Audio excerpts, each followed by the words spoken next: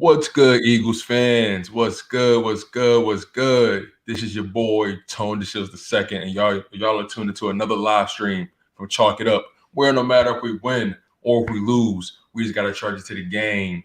And as you can see, I'm joined by my man, my brethren, the nest out west, Philly Foothills, aka Philly Frego. My guy, what's going on, man? How you feeling? Oh, what's good? What's going on? What's cracking, everybody? It's your boy Philly Foothills back in the house again. Yeah, we definitely got a lot to talk about. So definitely got mixed emotions, from everything that's happened since last time we talked. That's for sure. Yeah, man, for sure. I definitely feel that. As you guys already know, make sure you guys like, comment, and subscribe to the content from not only myself, but my man Philly Foothills as well. Excuse me. You can find him at the Nest Out West on YouTube. He's in and everywhere. The content, the channel is growing supremely fast. Last time I checked my man channel, I think it was at like 300. Now I'm saying over 5. Like my man going hard out here, and I love it.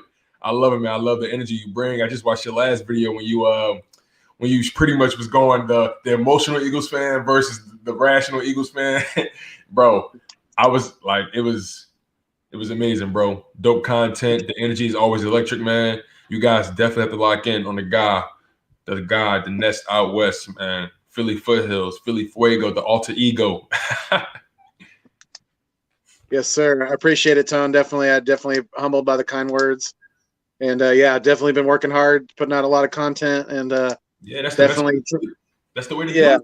It's you have to keep your foot on the gas these days, man. Like, a lot of things happen in real life, but we got to keep our foot on the gas. That's the biggest thing. And it's just been so much going on with these Eagles, like so many things that's been happening out of nowhere. We were at the number 6 overall pick, then we traded back. It's just, so many people have different emotions. So many people were up in arms. Some people were just, some people were content with the move. Let's just jump right into it. So for yourself, Foothills, what would you say was your thought process when you first saw this report that the Eagles traded back from 6 to the 12th overall pick? I was like a lot of Eagle fans with the initial reaction. I wasn't overly thrilled with the move at first.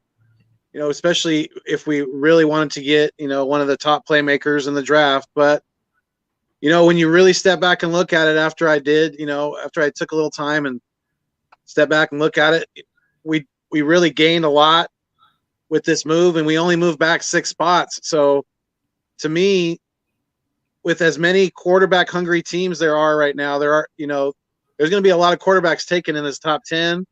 So we could still get a prime playmaker at 12, and we get, we're now guaranteed 2 first-round draft picks next year, possibly 3, as long as Carson stays in the field. So when I look at it, after the initial reaction of obviously not liking it, because we're probably not going to get Chase or Pitts like we wanted, but right, we gained a lot, and even if we don't end up using all 3 of those possible first-round draft picks next year, we have a lot of draft equity to play around with. And that's the big thing. Like we have, one of the lines that I preach is the more assets we have, the more leverage we have. And with leverage comes power and demand. At the end of the day, not many teams can say they can potentially have 3 first-round picks, and not many teams can say that. Maybe the Dolphins were able to say that at one point, but not many teams can say that. And by having potentially 3 first-round picks, coming out of that trade with Miami, you position yourself to make a very, very, it could either be catastrophic or it could either be memorable. You know what I'm saying? Like it could either, it's so many ways that it can go.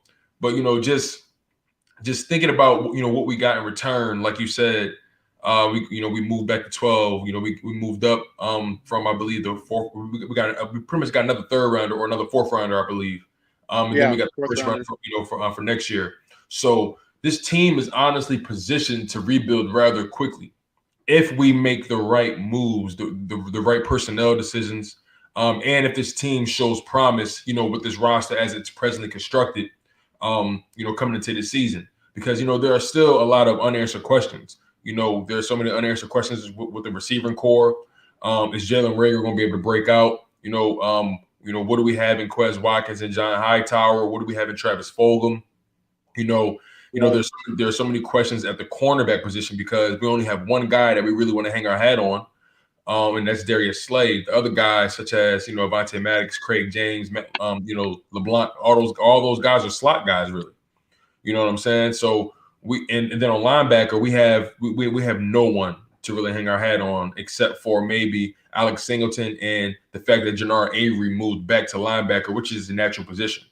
So to me, I believe our key positions that need to be adjusted in this draft are cornerback first and foremost, linebacker, and wide receiver, and then everything else, we fill in the gaps, as we go. But the cornerback position is so important because of the fact that these wide receivers, they're getting bigger, and not only are they getting bigger, they're able to run just as fast as these smaller guys. You know what I'm saying? You've been looking at these pro days lately, and a lot of these bigger wide receivers are running like 4.39s, 4.38s. 4.4 solid. Like these guys are athletic as hell, and we need a big body corner that can body up with those guys. We can't have a guy like Avonte Maddox out there consistently at all. And then Right. And then when you think about the aspect of Philly always trying to invest in the trenches, which I don't mind, but we relied on our pass rush entirely too much, these past handful of seasons. We've relied too much on it, and honestly, it doesn't really benefit us, if I'm being quite honest with you, because that lends us to lean on a bend don't break offense, and that's not the way we move it out here. That's not the way to go, in my humble opinion. We need to have guys that are going to attack the ball. We need to have guys that are going to play up, on the line of scrimmage. Not bouncing back from 5 to 10. Like we can't have that. We just can't have that. So, in my humble opinion, well, let's start with you. Like, who do you think we should target with this number 12 overall pick? Because we have being at 12, we have options. Believe it or not, a lot of people, like I said, they were up in arms. A lot of people were up in arms about trading back, but we have options at the end of the day. So, who do you think we should target? I honestly think that we should go with, defense in my eyes, and either get one of the top corners, or if Parsons is available, I would absolutely love Micah Parsons in the middle of our defense. He's going to be a game changer at this next level, and the more and more I watch of his film, the more and more I fall in love with the kid, because he's like a shark in the water when he smells the blood. He's got that drive to the football, and he's just like that. He's a once in a lifetime kind of talent, Micah Parsons. And especially after seeing him run his 40, that's, to me, the 40 time is important, more so. And some people may disagree with me on this, but to me, the 40 time is more important at the linebacker position than the cornerback, because that corner straight line speed is important, but there's a lot of stop and go, a lot of transitional, elements to the cornerback position and things like that too. So, being a good corner doesn't always necessarily mean you have to be the fastest guy in the field. You know what I mean? I agree with you. You know what? It's funny you say that, because I was thinking about that. The thing about being a cornerback is, you don't want to get beat, right? But it's all about technique and being able to make the wide receiver go where you want him to go. You know what I'm saying? And I do believe speed is probably more pertinent with the linebacker, for the simple fact that linebackers have large shoes to fill. And what I mean by that is, they have so many responsibilities at linebacker. Not only are they responsible for being able to call out, what the offense is doing and making sure everyone's on the same page, depending if that linebacker's, that's his role, as the mic. But at the same time, you have to not only pass rush, you have to drop back in coverage. And, right. and depending on the scheme you're in, you might have to, play the nickel. So, oh yeah, so to that point, yeah, Michael Parsons would be an amazing pick. For just knowing everything he brings to the table, the physical intangibles, the grit, just everything top to bottom. He's a physical specimen. But at the same time, I think we can't discount the guy, Jeremiah Owasu Koromoa out of Notre Dame, the linebacker. I was watching his film, and the dude, his ability to just play all over the field is insane. He has this knack for being able to keep up with the slot wide receivers and also keep up with these athletic tight ends, because tight ends are becoming more and more athletic. And granted, he's not the biggest guy, right? He's only about 6 feet, 6'1", 215, 220. But he strikes me as a really, really intelligent linebacker, a guy that knows how to play the gaps. Knows how to he has great technique when it comes to lining up in the slot in the nickel. And I recently dropped a video about him, and I was really blown away by the guy, even blown away by his pro day interview. The dude is really intuitive, really really on top of his game, and also isn't never satisfied with his development, never satisfied with anything. He's very aware of the things he needs to work on, and I think that's really important to have. A young guy coming in, and he's real big on culture. Establishing a culture, coming to a team that that has a legit culture, and if not, he's willing to bring it as well. So I think not only Michael Parsons, but JOK from Notre Dame would be an amazing pick as well. I know a lot of people mentioned Zaven Collins, but definitely not picking Zaven Collins that high. Right. If anything, I think somebody mentioned trading back up in the first if possible to get Zaven Collins, maybe if we go corner at 12. Because to be honest with you, if I'm really like thinking about my gut, bro, I think we need to go corner at 12. A guy like J.C. Horn or Patrick Surtain the second. What are you thinking? Yeah, I would definitely tend to agree with you, because that's, like you said earlier, that's definitely a position we have to address, and we have to be able to, Slay has to have some help on the other side. We have to get somebody who can play on the outside, better than Maddox did last year, obviously. And I like either one of those two that you mentioned. I would probably favor J.C. Horn. I tend to like his skill set a little bit better. He's like 6 foot, 200 pounds. So he's good size. Play on the outside. Yeah. J.C. Horn's 6'1", over 200, like 205. Yeah. So he's a good sized kid. He's got pretty good. He could track the ball pretty well in the air too. He's really physical. He's extremely physical. And a lot of people say that that's a beautiful thing to have, but at the same time, carrying over to the next level, it could potentially harm him, because you don't want to get PIs all day, and he's going to have to work on technique a little bit more. A lot of people feel that Patrick Surtain is more technically sound than J.C. Horn, and I can understand what they mean by that. I can definitely understand what they mean by that. But J.C. Horn's draft stock has just risen, since his pro day. And the dude, he jumps out of the gym. You know what I'm saying? Literally had a 41.5-inch vertical. A 4.39 40-yard dash, an 11-foot broad jump. 19 reps. Lifting 225 pounds. He's a strong guy, and he's confident. Right.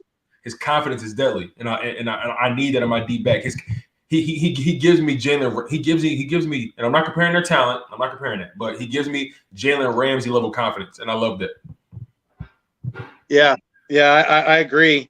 And there's certain techniques that Slay and some of these more veteran guys will be able to teach them. Now that we have Anthony Harris too, that's another great addition to this secondary that can be kind of a mentor to some of these younger guys like Kavon Wallace. Right. See how they can mature and see how they can develop at the position, and hopefully rub some of their Pro Bowl skill set, some of their Pro Bowl luck and mentality off on them. No, I feel you. Like Darius Slay is literally on an island, and he needs help. He needs help, and trading back, that tells me a lot. That tells me that okay, either the guy that they thought was going to be there, they're pretty sure he won't be, and at the same time, they believe they may get the guy they want, regardless, without having to be at that 6 overall pick. Now, don't get it twisted. I would have loved to stay at 6 overall. I would have loved to stay. Don't get me wrong. I would have loved to stay there. But trading back and still being able to get a top tier guy, especially on defense, that would really, really, that would make me happy, especially knowing what we got. In return with the additional first round pick. And on top of that, they're really, now here's the thing too. They made this trade. They made this trade so early. And that begs the question: Are they done? Are they done making the moves? Right. And I think they are, as far as this first round selection. I think they are. I think they're going to select at 12. And I didn't buy in too much to the media hype of, us being possibly interested in moving up to 3 to get, because we were interested in Zach Wilson. Right. I don't really buy into that. I think that's just the media trying to. I agree, because the Jets are in front of the Jets will still be in front of us, and right. they want Zach Wilson if he's there. Right. They've made that clear now. Yeah, Zach Wilson's going number 2. I think it's really. I think it's what I was trying to say was I think it's the media just trying to really hype it up because they know they get such a response from this fan base when it comes to the quarterback position, especially with how fresh in our, with this whole Wentz being traded away, this offseason and everything that's transpired, since then, and since basically even going back to when Jalen Hurts was drafted last draft, right? I mean, that was a big, huge, shocking moment in this for this fan base, and it kind of it still hasn't settled down, because there is so many people out there right now who have already written off Jalen Hurts and think that he is not the answer, and think that we're going to be in the market for a quarterback next draft. And I don't necessarily agree with that, because we don't know what we have with Jalen yet. We really don't. And to me, he fits the mold for the quarterback position kind of going forward in the NFL. That more mobile quarterback who can still throw from the pocket, but can be dynamic with his legs too. So right. We have to really give him his fair shake and see what really he can do. And this is like I've said before, this has to be looked at like his rookie year extended this next year, because the kid was thrown into a shit storm last year. The team was a mess. We're lucky he won one game as he did and was competitive as he was, with how much, how lack of production he was getting from the weapons, missing Zach Ertz, the offensive line being torn up, things like that. So, right. And I feel you. Yeah. I definitely want to respond to Cameron Holmes. He said, would we still like the trade back move if Kyle Pitts goes to Dallas? Well, for one, Cam, that's an extreme hypothetical. Right. It's hard to really predict who's going to go anywhere, really. It really is, because let's be real. Does Dallas really need Kyle Pitts? I would say no. They have so many weapons as it is already. Like they don't need Kyle Pitts. Amari Cooper, Michael Gallup, and they have a tight end that they actually like. You know what I'm saying? Right. And also, granted, if you're factoring the fact that Dallas is going to see, a lot of the time, these NFC East teams, especially Dallas and New York, they draft players to spite us. You know what I'm saying? They draft players, just because they knew we wanted them. But that's counterproductive to the bigger goal. I could care less what they ultimately do. I'm going to still stick with the fact that trading back was a solid move. It wasn't a terrible move, and it also wasn't an amazing move either. It's a move that's still evolving, if that makes sense. It's right.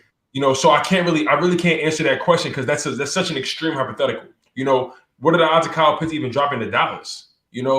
Like maybe Detroit wants him. You never know. Right. And maybe the Falcons.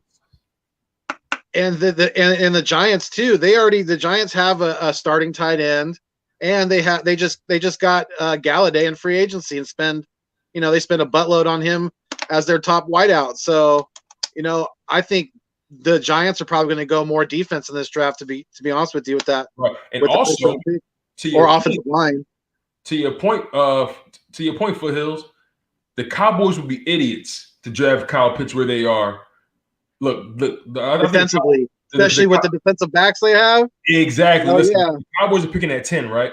They would be idiots to pass on a guy like Patrick Surtain or maybe J.C. Horn, or even though I don't care for him, but Caleb Farley. They would be idiots to draft Kyle Pitts. That would be counterproductive. Their defense still needs work.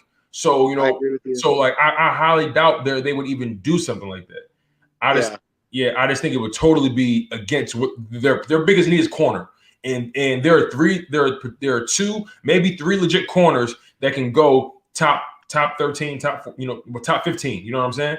And if you're at 10 and you can get one of them, you get them. Honestly, I feel like the Cowboys are going to get Patrick Surtain the second. That's why that's one of the reasons I've been so locked in on J.C. Horn as of late, because remember before, I was really big on Patrick Surtain the second. But knowing the Cowboys are in front of us and they know we need corners as well, I got a feeling they would go for Surtain the second. But I still wouldn't mind J.C. Horn. I just don't want Caleb Farley. He seems like Sidney Jones 2.0. Right. I agree. And a lot of people have been talking up Eric Stokes. I think Eric Stokes is kind of overrated myself too. I don't think he's gonna. I think he'll probably, he'll go maybe in the later first round in the second round. But there's definitely some pretty deep talent at corner in this draft. Definitely. I've been in contact on Twitter with Tay Gowan, who sat out this past year, but is a top prospect out of UCF, University of Central Florida. I've been in contact with him on Twitter. He's having his pro day, I guess, tomorrow. So I'm trying to line up an interview with him very soon. Yeah, because I think he's a very underrated corner, especially missing this past year because of the pandemic. He has a young child who he was looking out for, and didn't want to put at risk. So I totally respect him for that. But sure. He's a kid that I think is definitely kind of under the radar in this draft too. Right. And, even Asante Samuel Jr. as well. right. My only gripe with him is he's 5'10". That's my only knock. That's my only knock. Because I think we have, and I know a lot of people say he's talented. He might be the best ball hawk in this draft, but I just, his size is what scares me, and I feel like he's probably gonna have to play on the inside, and unless he's gonna be on the outside against a receiver that's more of his size, that's another story. But if he can't line up he's not gonna be able to line up outside against some of these receivers who are 6'2", 6'3", some of these bigger guys like DK, guys like that who they'll just be able to, he'll be able to outmuscle him. And like I was saying, he's more than likely Asante is going to have to play more of his time on the inside and play more of in that nickel position, Right. And again, we need a big body corner to battle with these X and Z wide receivers on the outside. Absolutely watching last season was really painful for not only the fact that Darius was by himself, but you really saw the fact that it wasn't the fact that a lot of these cornerbacks weren't in position. They just weren't big enough. They weren't big enough. Right. They weren't strong enough. They weren't big enough. And that's the problem. Asante Samuel, talent aside, he's not big enough for me. And we can get a guy 6'1", over 200 pounds, that can at least body up with these wide receivers. You know what I'm saying? Like that's the route you have to go if you go corner. In that first round, and then let's just say they go linebacker in that first round, right? Let's say they do get Micah Parsons, which I'm kind of doubtful they will do that. But if they do, the second round, you can still go Elijah Moore at wide receiver. You can go Terrace Marshall Jr. at wide receiver, Asante Samuel at corner if you want, and then maybe get your big body corner later on. You can go Nick Bolton that line. You have options, right? And cause I like Nick Bolton. I like Zayvon Collins. I like Chad Surratt. I like a lot of these linebackers, that are coming up. This draft is very rich in talent when it comes to corners and linebackers. I agree. It is. Yeah. There's definitely depth out there that's, that can be, that we don't have to, that we can somewhat wait around and let fall to us in these later rounds, like you said, like a Chaz Surratt, I could see us getting him, possibly in the third or fourth round, depending on how things fall.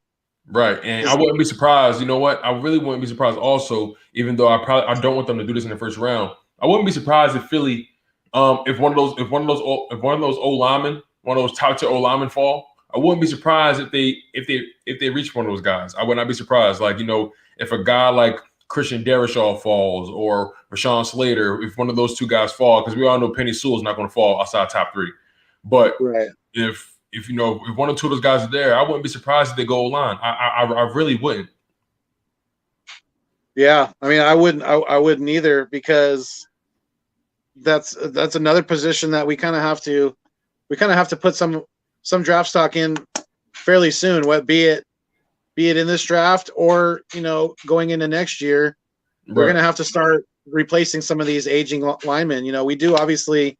If I definitely hope and I'm excited to see some of the vets come back this year, like Lane Johnson and Brandon Brooks, and see that what they have left in the tank, things like that. But we also have to remember too, these guys are not getting any younger, and the more and more wear and tear that they put out there in the field, the shorter their time gets. So we definitely have to. We have to look into the future, definitely. To that point, though, like, we know what our O-line is pretty much going to look like this year, right?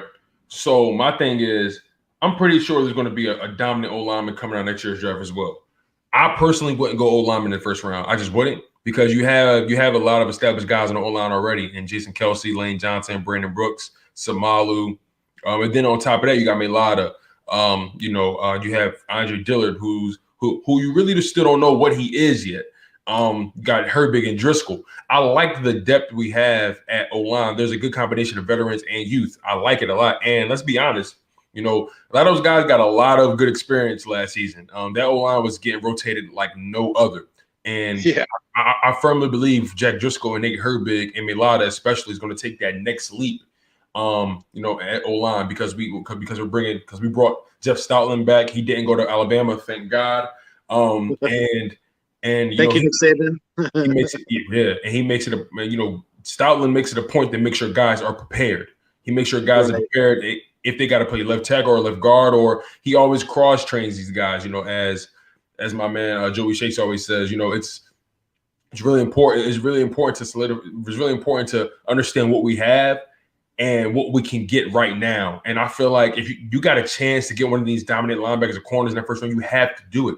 And I wouldn't mind Devontae Smith, but in the same breath, I have to say that we still don't know truly what Jalen Reagor is. I'm not comparing their skill set. I'm just stating the fact that we did draft Jalen Reagor in that first round. That's a fact. Right.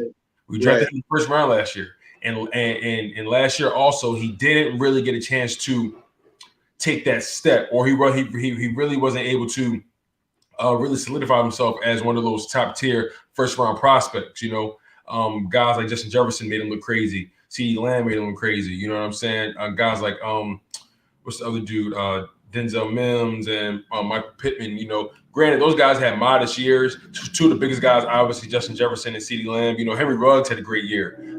Jerry Jones had a great year. You know what I'm saying? So, Jalen Reagor, out of the first round wide receivers that were taken, he has to take that leap. And I wouldn't be mad if we didn't go wide receiver in the first round, knowing where we are now. Now, who we're at 6, I want to make it clear. I was Jamar Chase or Kyle Pitts, either or. I was big. But since we traded back, the narrative has changed. So we have to understand that. And I wouldn't mind Devontae Smith, but at the same time, we have so many unknowns in that wide receiver room. Travis Fulgham, Quez Watkins, John Hightower, Jalen Reagor. Greg Ward's coming back, so he's Mr. Reliable. JJ, I think a Whiteside, throw him in the garbage.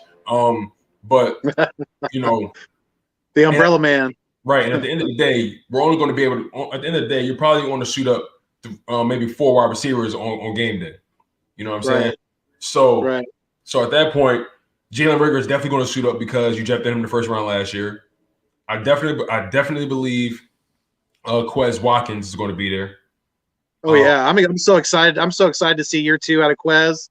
Because we only seen we just got that little bit. We got that little glimpse of what he can do, and if he can do that anywhere near, be that productive on a consistent basis, look out. He's going to be a dynamite weapon for Jalen Hurts in this offense.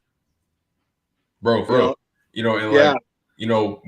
of the viewers, they mentioned, what's your opinion on Hurts right now? I know you already said we really don't know who he is, but just off the top of your head right now, how do you feel about Hurts? Just taking into account how he's handled this offseason, with his training, with all the drama, with the other guy leaving to the Colts. What are what's your opinion on Jalen Hurts as of today? I definitely think he has a lot of upside, and I'm excited to see what he can do with this new offense and the new coaching staff. And hopefully we can have more of a consistent protection up front with him with the offensive line. Right. And I just think that with his work ethic and with his drive to want to win at all costs, that's a kind of mindset that's kind of rare when you really kind of go through get all the weeds out of the garden and you really start looking at it. His work ethic is really, really strong, and I love that about the kid. He's a competitor. Some of his doubters want to point back at the him leaving Alabama and not wanting to compete with Tua at Alabama, but your time at the collegiate level is only so long. It's very limited, and you have to, if your goal is to make it to the NFL, you have to be able to put yourself out there and show what you can do to the scouts and to the coaches and things like that, and to the GMs. Being honest, he wouldn't have gotten an opportunity. I know people say, why didn't he battle out with Tua? But listen, Alabama was sold on Tua. They loved it. They were not going. They were not going to. And at that time, that's one of the hardest things to do in college football, is to try to change Nick Saban's mind. That's one of the hardest things. Once that guy's got his mind made up, he's pretty damn stubborn when it comes to his decision making. Exactly. And I personally think Hurts is going to have a solid year. His mentals is what does it for me. Obviously he's athletic. Obviously, he's a fearless guy, but his mentals is what does it for me. And that's the quarterback position is I personally believe the quarterback position is more mental than physical, because obviously I'm not comparing him to this guy, but I'm just talking about an example of a guy who relies more on his mentals more so than his actual physical abilities. And this is Tom Brady. Tom Brady has shown that you don't have to have the biggest arm. You know what I'm saying? Right. Tom Brady's accurate. Don't get it twisted. But he's shown that you don't have the biggest arm. But he's such a freak when it comes to mastering the art of the position. Right. He's methodical when it comes to that. So, just thinking about Jalen Hurts' mindset and his dying need to not only compete but want to be great. His need to want to really master the position and master his mechanics, and he's been linking up with legit guys in the offseason that train quarterbacks. I forget my main name. He's one of the more well-known quarterback coaches in the NFL. I think his last name. I know you're talking about. Yeah, I know you're talking about Avery. Joey Shakes was talking about him. Quincy Avery. And yes, exactly. Yeah. And I gotta give the man. The respect. I have to. And Cam, you're right. Tom Brady's not athletic. He relies so much on his mentals to take that next step. And that's so important. That's so important at that position to be not only strong-willed but strong-minded. And no matter what's in front of you, you eat. And anything that bleeds can be killed. You feel what I'm saying? That's the mindset I want my quarterback to have, especially in Philadelphia. Right. You want your quarterback. You want your quarterback to be out there playing chess when everybody else is playing checkers, right? I mean, exactly. Yeah, exactly. You want them to be one step ahead of everybody else, and that's where, and to your point, that's where Tom Brady. That's why he's been so successful, because he's on top of his shit. As much as I don't like the guy, his craft is strong, and he knows what he knows what he's doing, and he proved that this past year by leaving New England and still winning a championship. So big time. That was a touch of huge. He legitimately, to see someone just plug and play like that, like he literally just plugged himself into that offense and he took him to the promised land.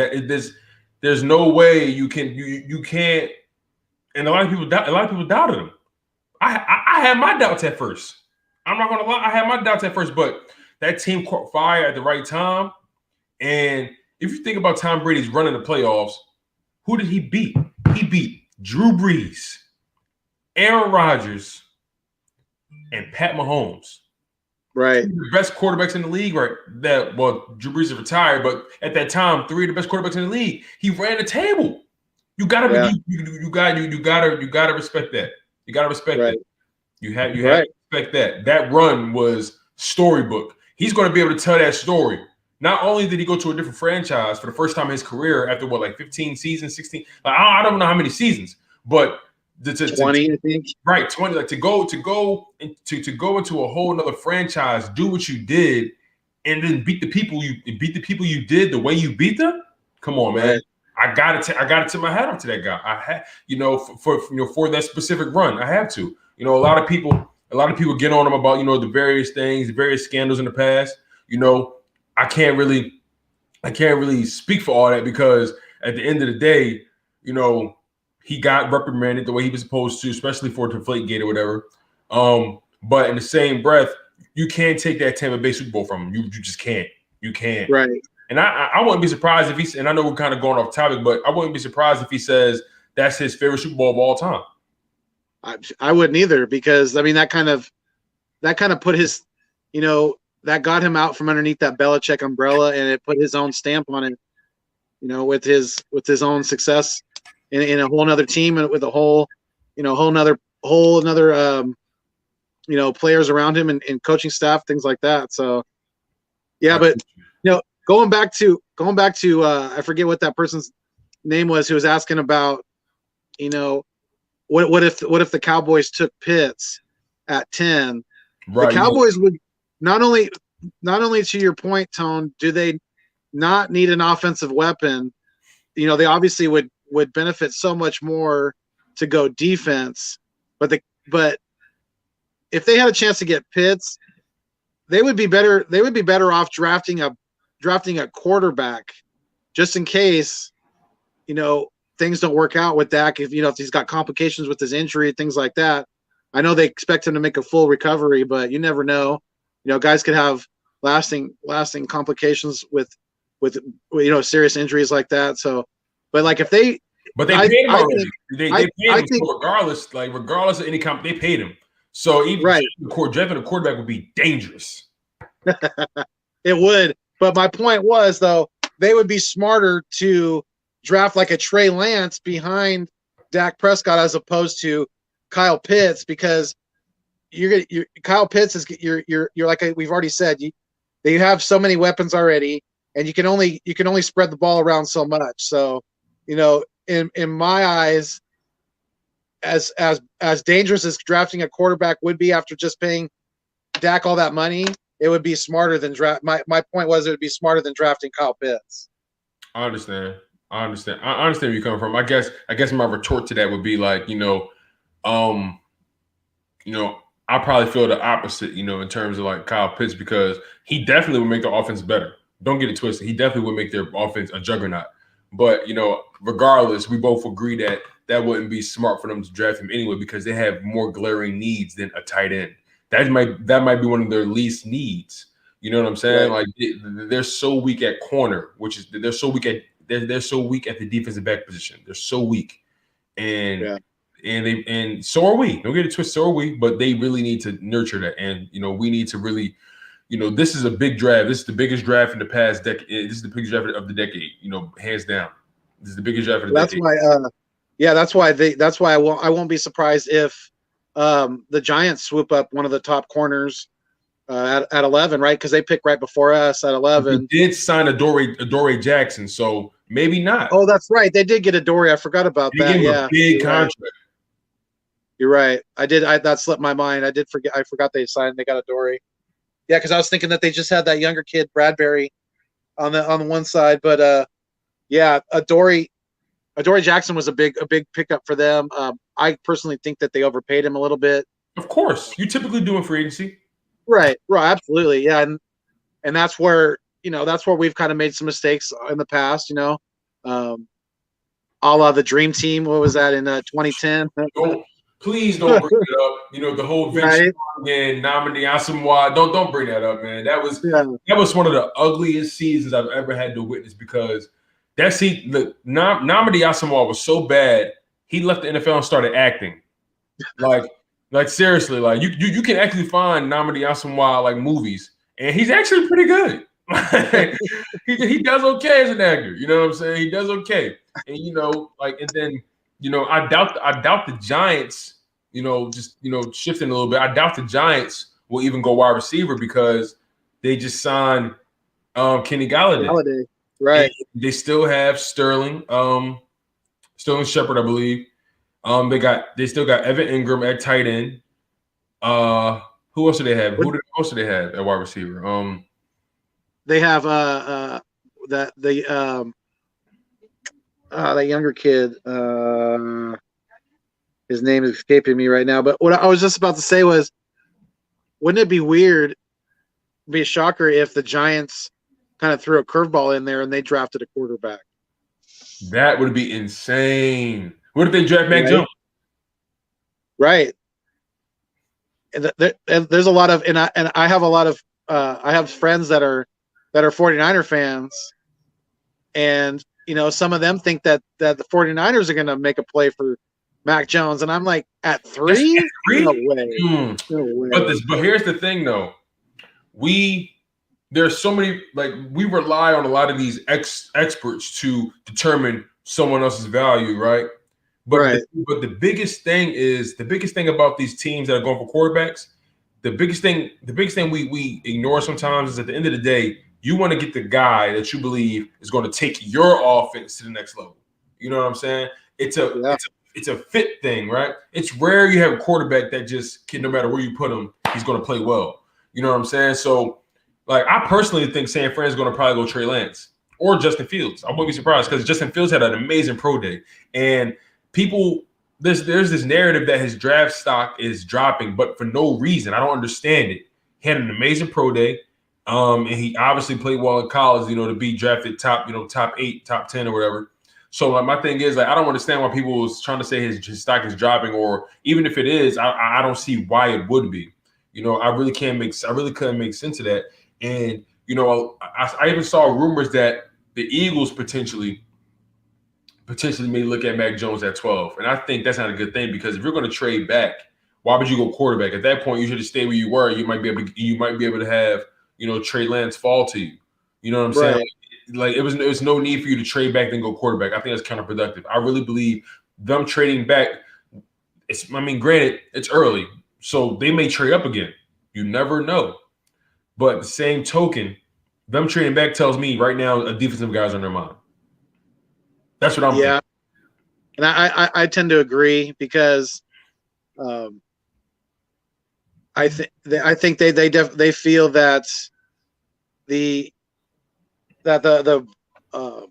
Bengals are gonna, they're gonna take. It sounds like the Bengals are either gonna take Penny, or they're gonna go wide receiver and take. So at that point, they could probably still get out that way. They could still get the top defensive player, or Smith falls to us at 12. Yeah, Seriously, absolute steal. especially if we can get a top tier guy. That's what I'm saying. Like people are so mad about it because of Jamar Chase and Kyle Pitts. But at the same time, you know, the longer I thought about it, and I'm not ignoring Kyle Pitts's, tangibles, the measurables. I'm not ignoring none of that. He's a freak. That's sort of a luxury pick. You know what I'm saying? Yeah, and see, I'm a fan. That a lot of people don't. And a lot of people that reacted so negatively to this, a Jamar Chase is or a Kyle Pitts is, they weren't going to get us, to where we want to overnight. They're not going to one place. There's too many spots to be filled. Other than it's just Javon Hargrave to take that leap on the D line to a 4-3 offense and to really put his stamp on him and see where it takes us. I was so glad, and I know you were here that. Talk about it enough, but this new coaching staff, I'm really excited to see what they bring, and they have a lot that they want to prove. This isn't going to be a cakewalk over, and the league is going to break it out over here. I'm telling you, it's very possible. 3 or 4 games, we're definitely gonna surprise some people, and like you said, punch some people in the mouth, catch some people off guard, because they're not gonna know what really to game plan for. Because this is a whole new coaching staff. It's a whole new ball game with the Philadelphia Eagles. Yeah, we have some returning players, but that doesn't mean anything when you're trying to game plan as far as what kind of strategy the other team's going to run at you. So yeah, we're going to be a headache for some defenses, especially in the first half of the season, and until they can get some game plan to go, get some game film to go off of and start game planning, against us. But yeah, I'm excited too, because to me, I think the coaching staff had a lot to do with the lack of development at the wide receiver position last year, and even going back further than that. Just the lack of consistency with the coaching, especially at that position. And I think this new coaching staff is very, very equipped with not only putting guys, in positions to succeed, but like we've said, putting guys in the right position, getting guys in the right position to succeed. They may not be the talentedest guys on the field, but these coaches are going to get the juice out of the grape. You know what I mean? That's the thing. The key is to get the best out of these guys. The key is to literally maximize these guys' skill set as it stands at the moment, and then to expand on their skill set. I really believe a lot of these guys are going to take that next step. I firmly believe that. I'm really excited about Jordan Mailata, the next step he's going to take. As a left tackle, and I firmly believe that he's going to be the starter. And also, I feel like we shouldn't rule out Andre Dillard potentially moving to left guard. We shouldn't rule out the fact that maybe Andre Dillard can learn and become that new center if Jason Kelce retires. We can't. The thing is, we have flexibility on the O-line as well. I'm not saying we can't draft more O-linemen in this draft, but I wouldn't do it in the first round. And you still got guys that are growing, becoming legit guys. I'm really excited. Like, this is going to, and then on top of that, talking about O-line, let's go into the backfield. Miles Sanders needs help. Miles Sanders. Let's be honest. Miles Sanders should have been a 1,000-yard runner this season. He should have been, but we weren't running the ball enough. We were not running the ball enough. So in turn, that led to, and let's be honest, every time he touched the ball, he did something with it. Every single time. Right. Like he had multiple 70+ yard runs this season. And my thing is, you see that. Why aren't you feeding the man? I don't understand. It's one of those things that I will never truly understand. I'm pretty sure that's one of the reasons Doug got fired, because you clearly were not utilizing his roster properly. Clearly. Yeah. Especially when it comes to Miles Sanders. He never got over 20 touches in a game. And, to me, it doesn't matter if you're down on the scoreboard. You can't become one-dimensional, because you're just feeding into the defense at that point, and you're just making it that much easier for them to stop you, because they know you're gonna be throwing the ball 85 to 90% of the time, and they don't have to really worry about the run, because you're not even establishing it. They don't even have to worry about play action either, because you're not establishing the run. Exactly. So when Doug Peterson tried to run those play actions with not having a run game going, that's just, to me, that was come on.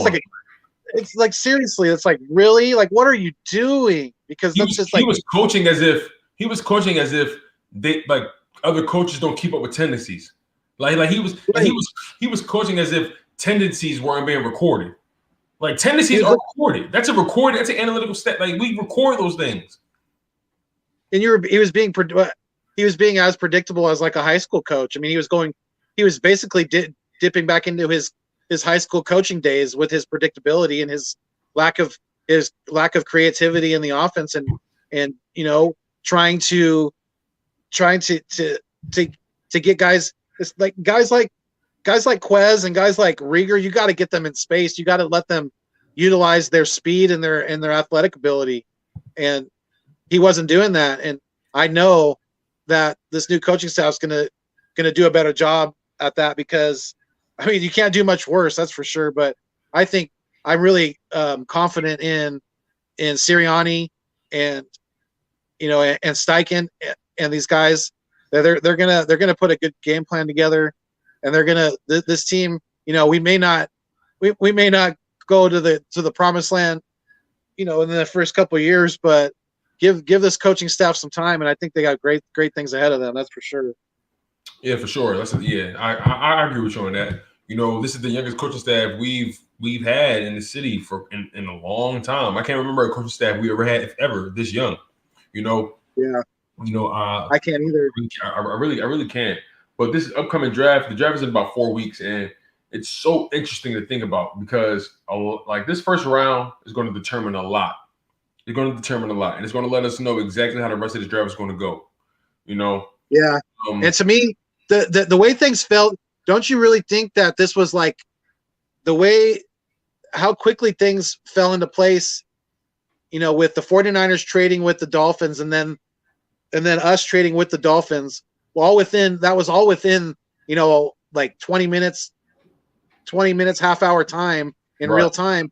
That was like that had to be like a three-man, 3-team deal, right? I mean, I think Howie Roseman was probably on the phone with John Lynch and the GM for the Dolphins, and they all kind of worked out that deal together, because that's just the way how quickly that all fell down the other day was just really, because I was on the phone with my buddy after I seen that the 49ers traded up to 3. I was calling him, you know, because I knew he was going to be excited, because he wants Justin Fields, and now they're in prime position to get him. And we were talking about that, and then all of a sudden, you know, within like 10 or 15 minutes talking to him on the phone, the news broke about the Eagles trading down with the Dolphins. So it was like it was like the NFL's equivalent of a 3-team deal, really. Right, I feel you. I'm going to respond to my man Janetti. He always comes in and shows love, for sure, man. Janetti, he says, which coaching position do we think needs the most improvement? Well, we definitely got rid of we definitely cleaned house and got a bunch of guys in, right? But if, you know, obviously we don't know what these guys are going to do. So I would say, you know, I would answer your question like this: the position that needs the most coaching, I'll respond that way. The position that requires the most coaching would probably be the linebackers or the defensive backs coach.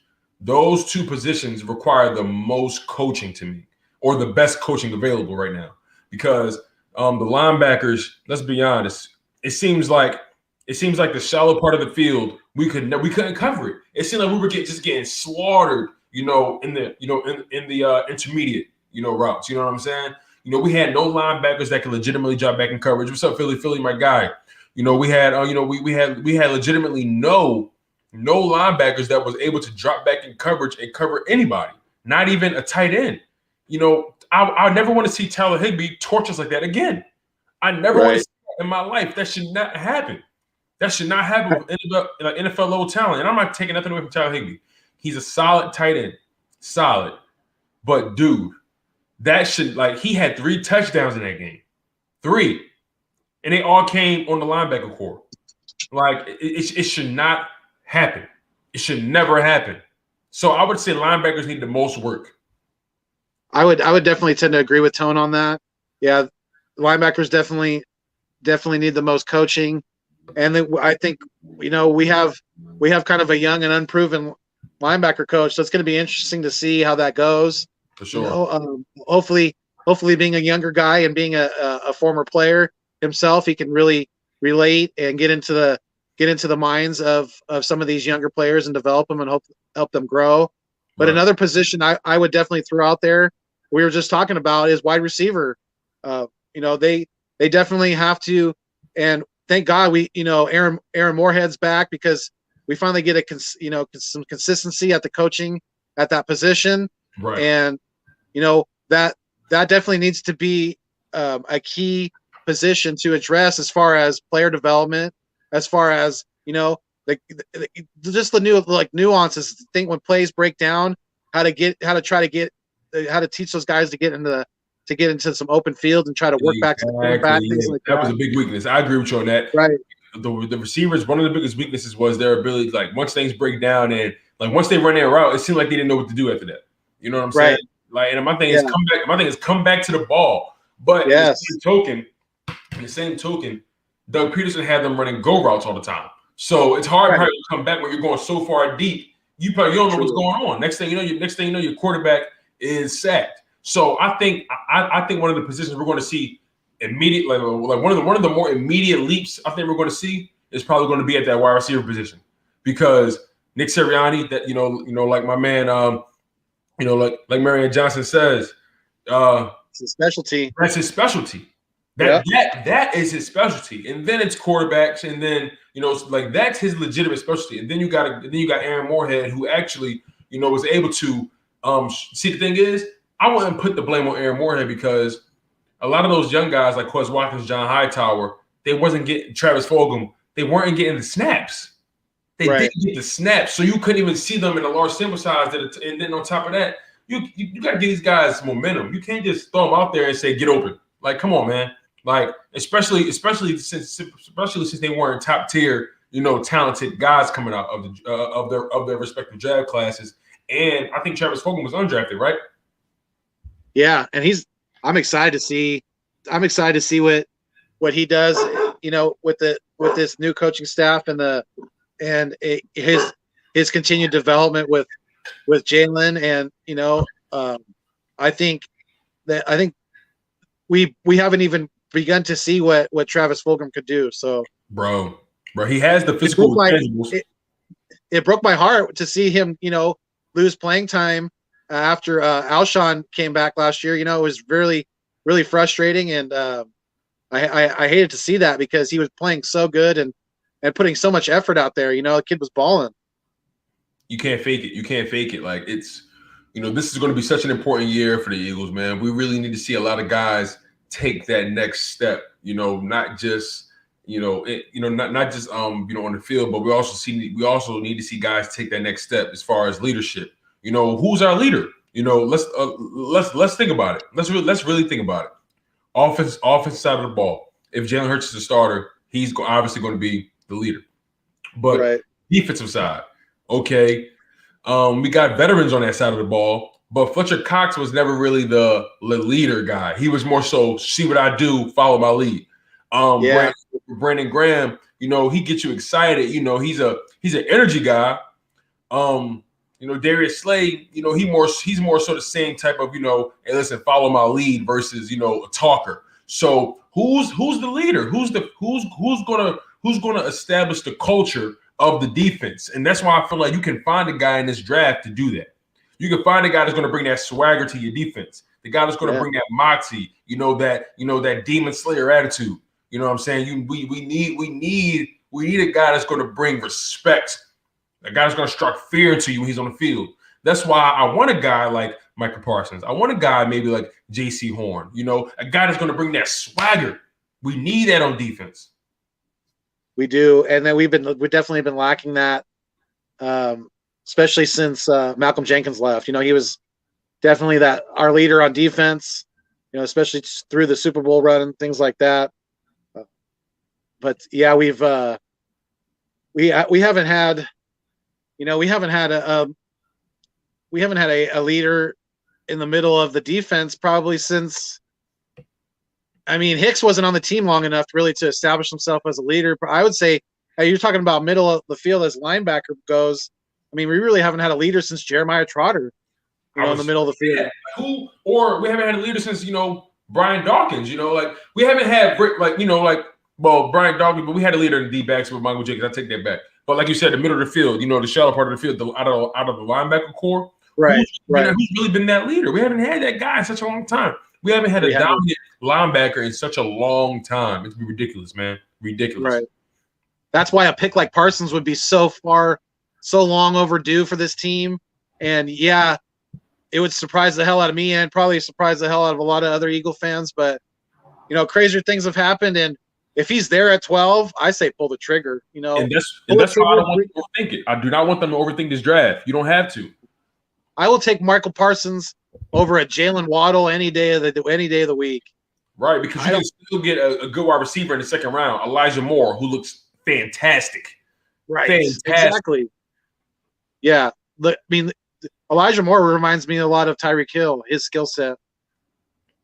I'm telling you, whoever gets him, bro, whoever gets him and whoever they play, they're gonna pay, because I was watching Elijah Moore's it was his footage of him doing one-on-one drills, and as far as footwork, bro, his footwork is insane. Like his speed off the line of scrimmage is insane. It really is. His initial burst is amazing.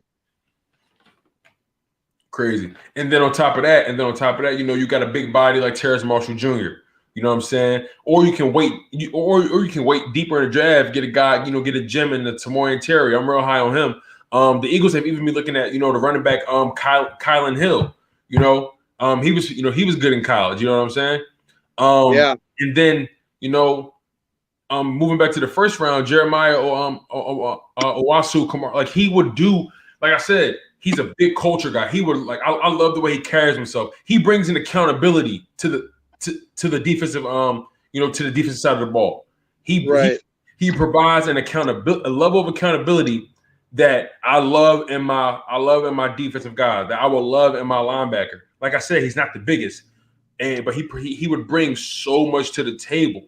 He would bring more than just physical skill set. He would provide, a presence. You know what I'm saying? He would. And I really don't want Howie Roseman to overthink this draft, especially the first round. Do not overthink it. You're at if you decide to stay at 12, which I doubt, but if you decide to stay at 12, just pick the best guy available, please. Because you can't go wrong, really. You can't go wrong. If you choose J.C. Horn, I won't be upset. If you choose Surtain, if he's there, I won't be upset. You choose Michael Parsons, I won't be upset. You choose Devontae Smith, I won't be upset. You know what I'm saying? It's just don't. I'm gonna be honest with you. I know Kwity Paye is going to be amazing. I know he is, and I know pass rushers are in short supply in this draft. But if they're in short supply in this draft, that means they're coming in the follow-up drafts. So you don't have to get Kwity Paye in the first round. You don't have to.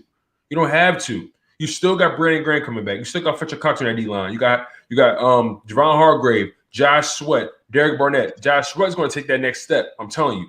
Josh Sweat is going to, he's going to start at the Brandon Graham leaves or retires. I'm telling you. Josh Sweat is going to take that next step. He had a year last year, even though the team was bad as a whole. He had an amazing year. No, Josh Sweat is definitely an up and coming pass rusher. That's for sure.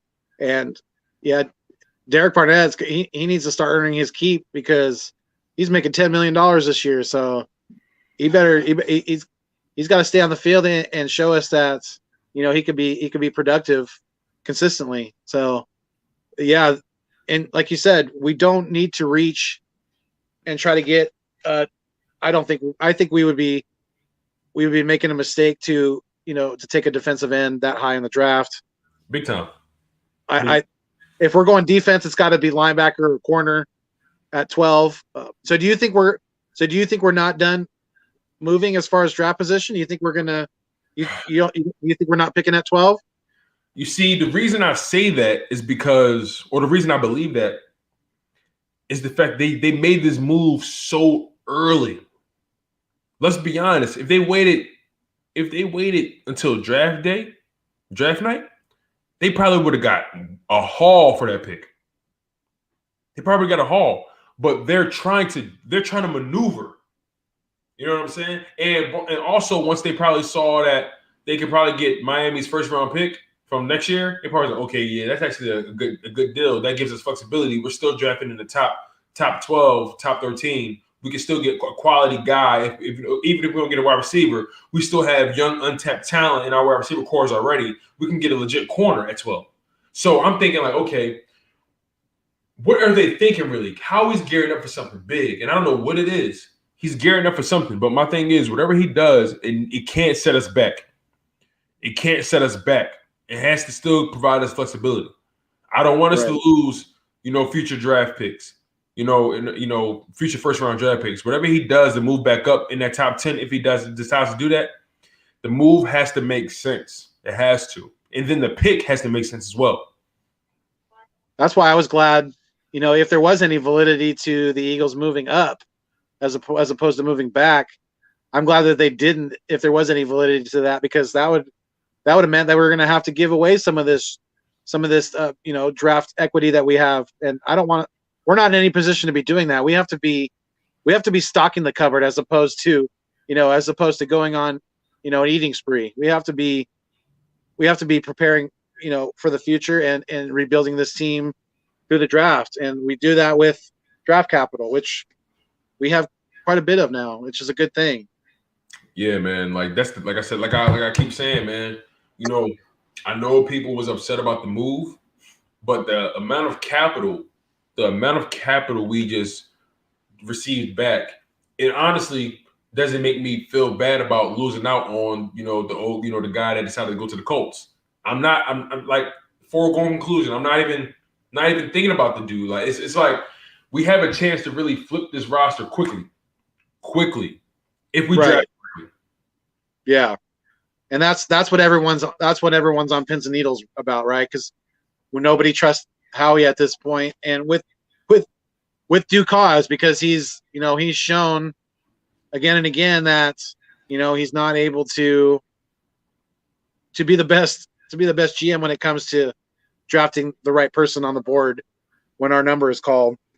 But in the same token, I'm kind of in the back of my mind too, I'm thinking, well, if Howie does not hit a home run with this draft, but we still end up with 3 first-round picks next year, and we're gonna have more draft, we're gonna have more cap space available next year. So to me, that would make the position of GM with the Philadelphia Eagles very, very attractive to a new candidate if Howie was to be shown the door. Right. So we have to keep that in the back of our minds too, that Jeffrey Lurie could be possibly stocking the cupboards for a GM switch next year. That's another thing too. Howie may be thinking, hey, I set us up perfectly, but at the same time, if Howie screws up, in the same token, we still have capital for whoever comes in next. We have flexibility as long as he don't fumble those picks as well. You know what I'm saying? But I want to go over like our previous draft history with you, because it's been lackluster, in totality. Right. I'm going to start with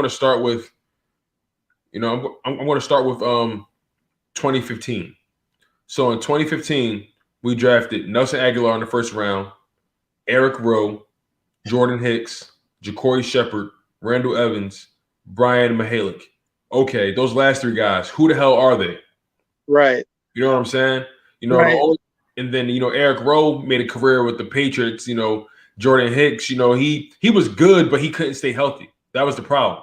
Nelson Aguilar, the dude is hit or miss. Honestly, he had a career year during the Super Bowl year. Then he dropped back off. Then he went to the Raiders and had a good year because they had injuries and he had to step in, and he earned more playing time, which I respect. Then he earned a solid contract from the New England Patriots. Who he signed the Patriots, right? Yeah, he got the so he went with the Green Goblin to New England. Exactly. So it's like, okay, Nelson Aguilar, I'm not mad about losing out on him. Then 2016, we draft Carson Wentz. in the first. Isaac Samalu, Wendell Smallwood, Big V, Blake Countess, who was that? Jalen Mills, Alex McAllister, who's that? Joe Walker, who's that? You know what I'm saying? Granted, for where we drafted Jalen Mills, I got to be honest, we got a decent return on that. For where we drafted him. We drafted him in the 7th round. And I feel like just thinking about it like that, he kind of overachieved. Yeah, he did, because I mean, he definitely started, he definitely started in the NFL and for multiple years and won a Super Bowl, contributed. Yeah, we got the defense, especially the secondary, got roasted like a pig at a luau in the Super Bowl by Tom Brady and company, but we still walked away with hardware and being a 7th round pick, I definitely think he is definitely overachieved in this league. And I think he's talented. I always thought he was a bit overrated. He was a little too much cockiness, a little too much swag for my taste. Right. But being honest though, at the time, in hindsight, I forgot he was a 7th rounder. I really forgot. So, let's be honest, a 7th round corner, he's not supposed to be where he was. He's not supposed to be, he's not even supposed to get that kind of contract from New England. Right. Absolutely. Yeah, he definitely has far surpassed a lot of draft people who were scouting him coming into the draft. Definitely did not think he was going to have as much success in the NFL as he's had, and he definitely has succeeded in the NFL. And that's the thing too. A lot of people overlook things like that. Yeah, he may not have been, put him on an island type of corner, a shutdown corner in the NFL, but when you could take a 7th round pick like that and you could put him into your defense and he could be a pretty solid starter for multiple years, a lot of people tend to overlook that when it comes to Howie Roseman and his drafting and things like that. And I am not a Howie Roseman fan whatsoever. Let's make that clear. Don't get it twisted. But he has made a few good selections along the way. Not very many. There's obviously been way more bad than good, but that's a good spotlight of a 7th round pick that stuck around for a minute, definitely, and was productive. Right, and a lot of people are saying the fact that he was really good in the red zone. That's one thing I can say. The shorter the field was, the better Jalen Mills was. I'll give you, the shorter the field was, the better he was, and Oh, absolutely, because what was Jalen Mills' Achilles heel was the double move, right? Yes, every single time. Because he was so aggressive. Right. So he would bite. But he didn't have the speed. He didn't have the speed at the top end to keep up with some of the receivers in this league. Right. So even if you bite on the double move, you got to be able to recover. And he couldn't recover. He couldn't recover. Nope. Now transitioning to the 2017 draft, 1st round we drafted Derek Burnett at 14. He's the only one left on the team. Sidney Jones, gone. Rasul Douglas, gone. Mac Hollins, gone. And we drafted him in the 4th round. I expect a little more from him. Donnell Pumphrey, gone. Shelton Gibson, gone. Nathan Gary, thank God he's gone. Elijah Quayle, you know what I'm saying? Like, it was just D-lineman. Right, D tackle, right? Like, and I feel like Derek Burnett, he still has a chance. He still has a chance to. Let's be honest. Derek Burnett is still young. Derek Burnett is, how old is he? My man is 24. He's 24. He's 24. Now, I know I've been down on Derek Burnett. I'm not going to act like I wasn't. I'm not going to flip-flop you guys. I'm not going to act like I wasn't down on D. Barnett. I've been down on him for a couple years because I feel like he should have been doing more. My man Joey, what's good, baby boy? How you feeling? Joey. But I feel like Burnett should have been doing way more given where he was drafted. And granted, he was an undersized DN. He was undersized and he dealt with injuries. So my thing is, what happens if we get a legit healthy Derek Burnett, a fully healthy Derek Burnett that's in shape? let's be honest. Let's be honest. When you're hurt like that, it's hard for you to maintain football shape. It's hard when you're constantly hurt like that, and the type of injuries he's dealt with. It's hard to stay in football shape. So what happens if we get a healthy, fully in shape Derek Burnett? Because he has the skill set. You know, he has a bull rush. He has a legit bull rush. You know what I'm saying? So like having if a fully healthy Derek Burnett, and then having a fully healthy Josh Sweat who's going to take that next step. Those guys can fill in for Brandon Graham, you know, when he retires. You know what I'm saying? And on top of that, if those guys actually make that next step this year, you know, that tells you that gives you more flexibility with your draft. You can fill other holes because let's be honest, we're gonna have to rebuild this D line in the next couple years. Fletcher Cox, you know, he's getting up there. You know, I highly doubt we'll keep Javon Hargrave for his entire contract unless he plays to it. Hassan Ridgeway, he's always a swing guy. You know, he's always on the year-to-year type of deal. So I was glad to see him. Glad to see him back. Ridgeway, you know, he's been a productive rotation guy on the D line. You know, I was definitely glad to see him re-up. He's been hurt, but he's definitely come in and gotten sacks. He's coming in, you know, gotten QB hits. He's coming and gotten tackles for loss. You know, he's been hurt, but he has had moments when he's come in and did his thing. He has. And also, you guys, make sure you like the video, please. It helps the content move. The more you guys like this video, the better it helps the YouTube algorithms, and the more people we get in this live stream, the more active the chat is going to be. You know, we're going to get some other rivals in this thing. You know what I'm saying? So literally, I'm telling you, you guys like the live stream because it's going to really, really help this live stream, this live chat go up. And the more people got in the live chat, the more, you know, the more stuff we're going to keep on talking, man. The more tea we're going to spill. You feel me? That's right. We're going to spill, man. Shout out to my man.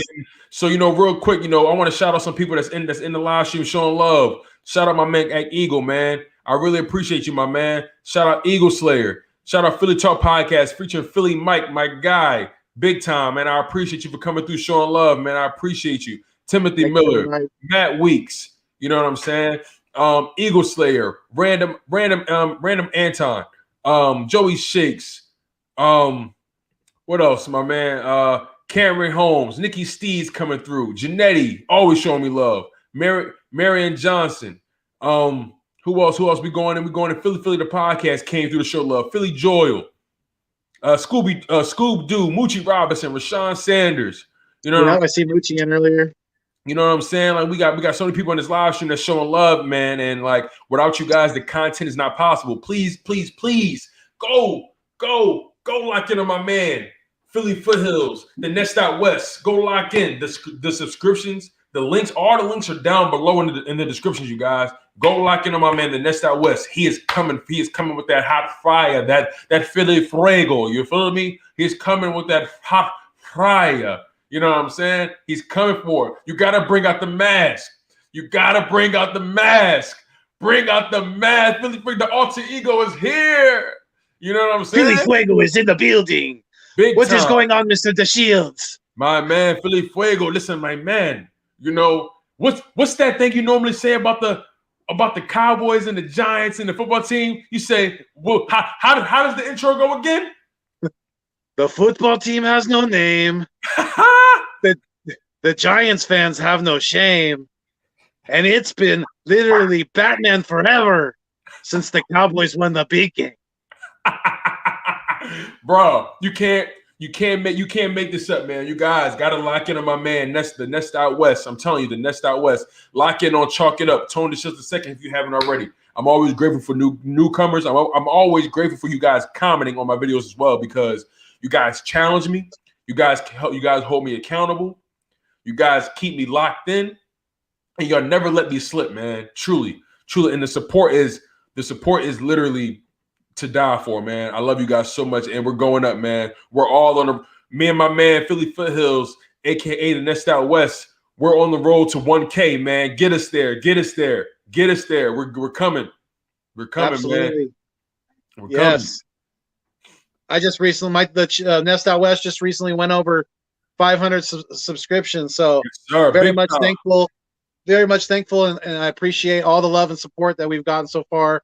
for the channel. And yeah, you guys just can continue to check it out. I'm dropping content all the time. And yeah, if you guys haven't done so already, like and subscribe to my man Tone DeShields. Chalk it up. Great content. He's always bringing it real and keeping it live. So yes, absolutely. We appreciate, and we couldn't do it without you guys. You guys are, the blood. You guys are the oxygen and the food to our channels. Without you, it does not survive. So yes, very much appreciated. Thank you so much. Man, for sure, man. Because let's be honest, it's so many of us doing this content thing, especially Eagles, man. And let's just keep it real. There's no sports content creators like Eagles content creators, man. There's no one like us. There's no content creators that holds our organizations accountable like we do. You know what I'm saying?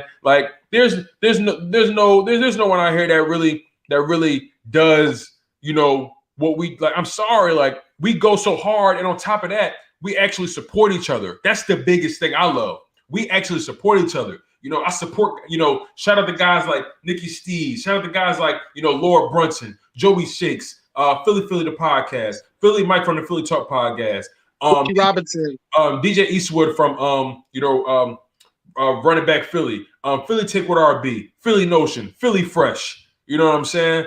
Philly 500. Those guys show me mad love, man. This content just moves, and we all got our own flavor. That's the thing. We all got our own flavor. We all come with that fuego. You feel me? And at the end of the day, we all do this for the love.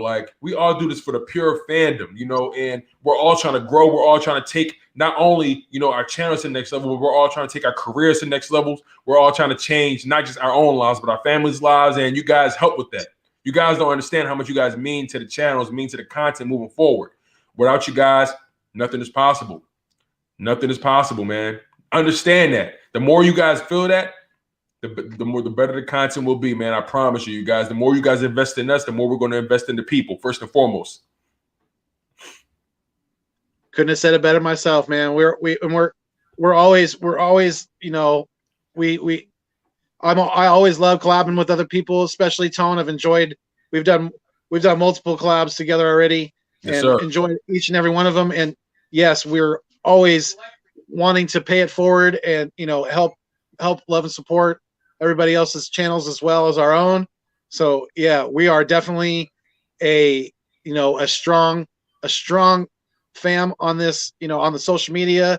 I've gotten so much love from Twitter, and the YouTube is just blowing up too. So yeah, you guys just keep it going, and we'll always be here whenever you guys need us. So just you can rely on us no matter what. Big time, man. Big time, man. Like I said, man, you guys make this worthwhile. I tell you, man, I love you guys so much, man. Sometimes my wife thinks I love you guys more than her, man. That's how crazy this gets sometimes. Sometimes she peek out the room and say, are you done? And I'm like, no, I'm not. The people still want me here, and I'm going to keep on feeding them and feeding them and feeding them. You dig? So it is what it is, man. But let's get back to our previous draft classes, man. In 2018, looking back on that 2018 draft, I was upset about the fact that we didn't get as many players. But when you think about that 2018 draft, not that bad of a return. You got Dallas Goedert in the second round. You got Avonte Maddox, who actually is better suited in the slot if you want to maximize his productiveness. Right. Josh Sweat, who is going to be a beast. I feel like he's coming. Matt Pryor, I don't like him at all. He just can't. He can't stop up. He can't stop up a leak. He can't stop a leak, man. And then Jordan Mailata, that was a steal in the seventh round. That was a steal in the seventh round, bro. That was a steal because his physical intangibles are uncanny. His speed at that position, his flexibility at that position, coming from rugby, insane, bro. Insane. And that's where a lot of people doubted whether he was going to be able to make that transition, having, not as much experience with playing football, coming from rugby. But, he was an absolute steal. And he's definitely he surprised me last year. He, especially as much as he struggled in camp and things like that with his development and his progression, and then to step up like he did and be a pretty solid left tackle I was impressed with the kid, and he's definitely an asset for us going forward, and something, a player that we can definitely build around for the future. Right. He's got a very important position, blocking for the quarterback's blind side. So he's got to keep up that top level of play, especially against some of these, top end pass rushers, like we have in our even in our division. So yeah, he's got his work cut out for him, but I definitely think he's up to the task. For sure, man, for sure. And transitioning to the 2019 draft, we picked up Gillard, who I was actually high on at the time. I was high on Gillard at the time. I was extremely high on Gillard, and because at the time coming into the draft, he was the top rated pass protector in that draft. He was the top rated pass protector in that draft, and he should have been way better. But at the same time, let's be honest, the Eagles allowed veteran presence. They allowed the presence of veterans to supersede development. And when you draft a left tackle that high, they drafted him at pick 22. You drafted him in the first round. He has to start day one. You got to start him day one. And then on top of that, when you do throw him in, at right tackle. That's stunning his growth. Like he got lit up at the right tackle spot. Lit up. He did, because he's never really played that position at a high level. I mean, he's never had enough. He's never been giving enough reps at that position.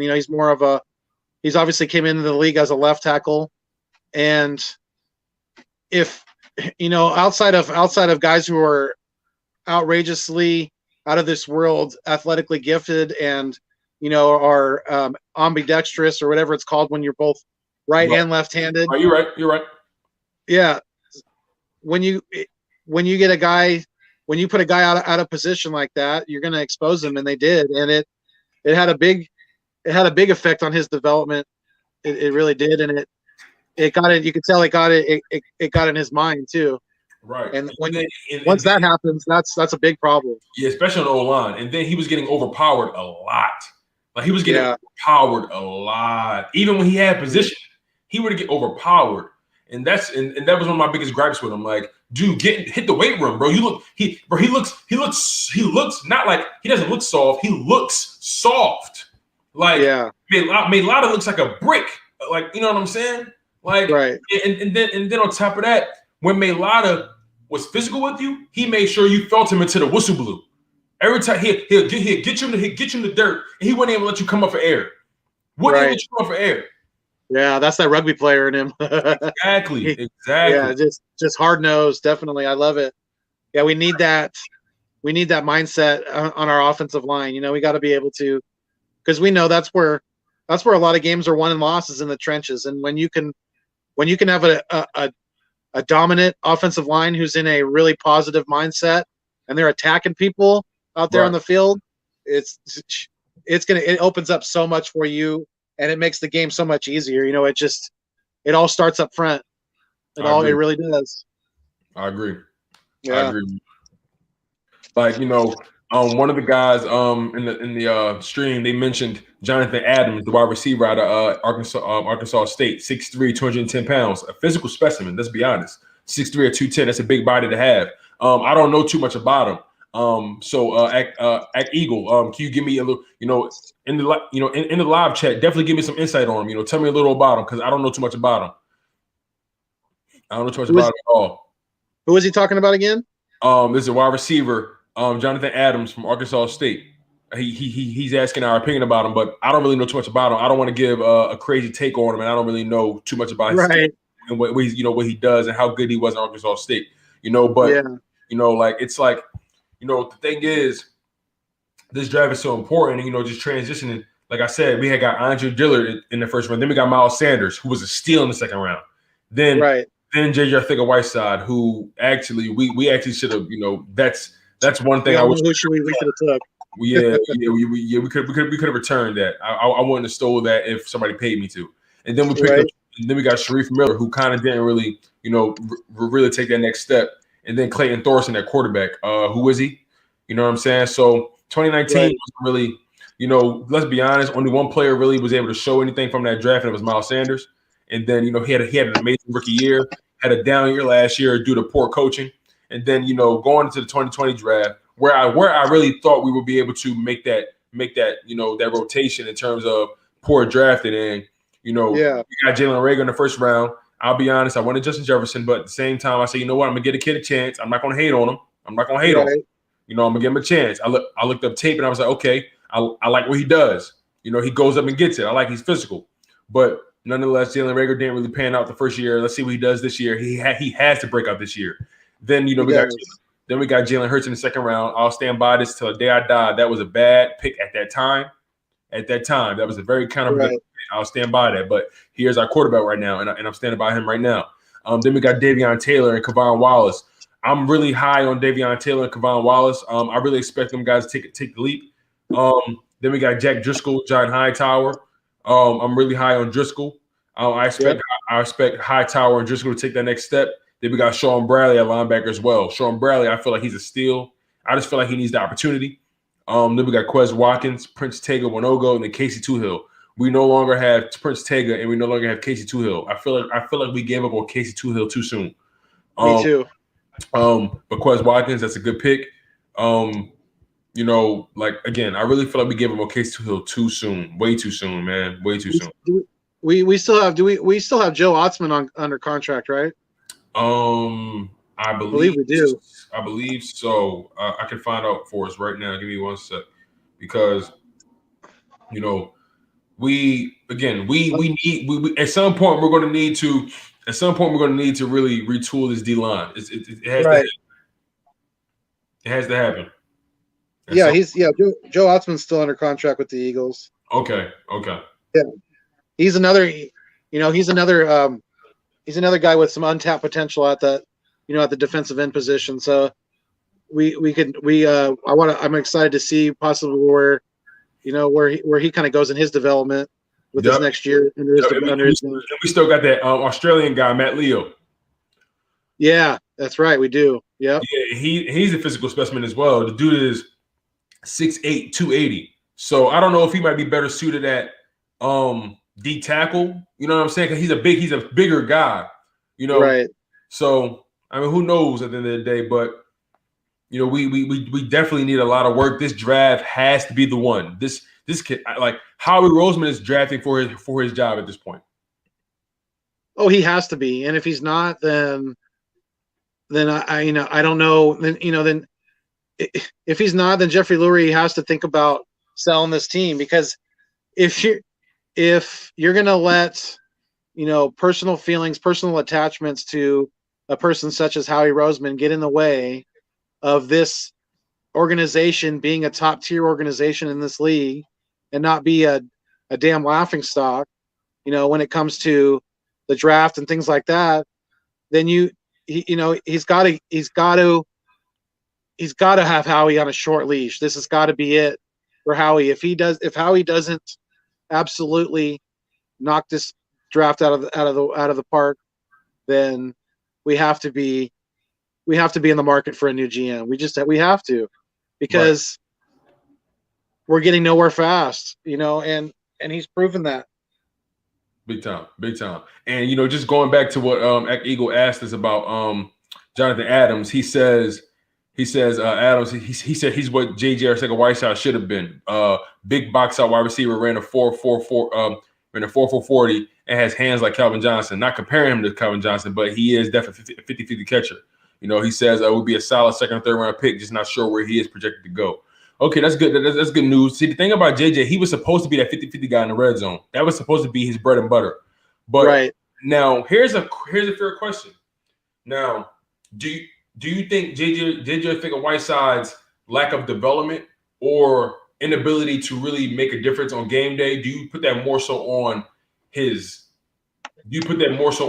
or more so on? Do you put his lack of development more so on him, or more so on the coaching staff? Because let's be honest, that Doug Peterson coaching staff couldn't develop anybody. Right. And I kind of, that's another thing that's kind of to be determined. But I would tend to probably put it more on the coaching staff because of like you just said, the overall lack of development. Like if there was other young guys developing around, JJ and he wasn't, then that would be one thing. But there really hasn't been, especially this past year. Rieger didn't really develop, didn't really pan out like we were hoping him to, especially in his first year.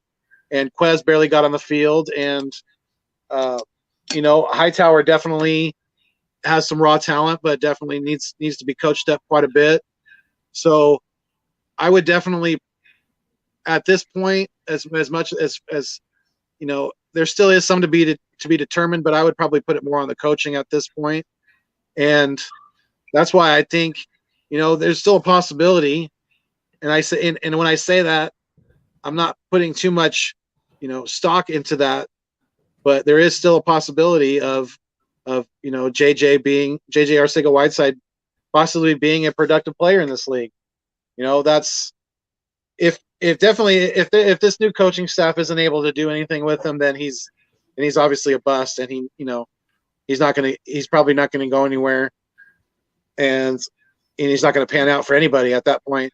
But on the other hand, if Sirianni and company can get something out of him, then that's going to make them look even better. That's going to make them look like gurus, especially at the wide receiver position. Right, because in all fairness, when the ball did come to Jeff Whiteside's way, he caught it. That's one thing I can say. He caught it. Like I one thing I can say, when the ball did come his way, he did catch it. One of his weaknesses was getting separation. But I think at the same time, some of the routes they had him running, it was like that's not what he's supposed to be doing. You know what I'm saying? And just bouncing over what Ag Eagle saying about Jalen Reagor, I really believe that Jalen Reagor will eat in the slot. I feel like he can really eat because he's about 5'11", but he's a solid body. He can. I think he can take the physical toll that comes with being a slot wide receiver. You know what I'm saying? Now the question is, let's be honest. This is going to be, especially if we draft a wide receiver in the first round this year, this is going to be a competitive wide receiver room. This is going to be because a lot of young guys. You're only going to dress about maybe 4 or 5 on game day, and then maybe only 3 of them are going to touch the field, and then you may rotate based on scheme and what the player doing. But and then if you go empty backfield, let's be honest, Nick Sirianni comes from the school of 2 tight ends. So don't be surprised, man. Like don't be surprised. Like I really feel like if we, like I said, it's gonna be competitive. It's gonna be so competitive, man. I really can't wait. Like I'm not gonna lie. Like this Eagles team this coming season needs to be on Hard Knocks. It needs to be on Hard Knocks.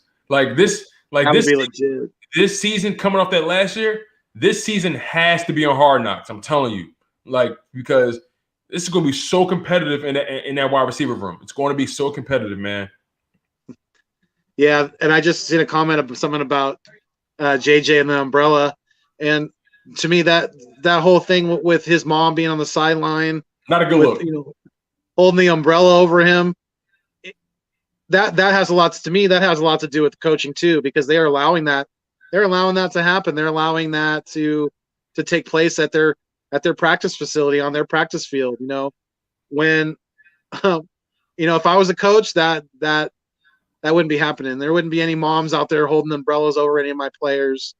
If you don't want the sunlight, you don't want the possible radiation you get from the sun, then you shouldn't be playing football, because this is an outdoor sport, and there's a lot of things your body's going to be exposed to in this world, and the sun is not really on the top of the list when it comes to a football player. You know what I mean?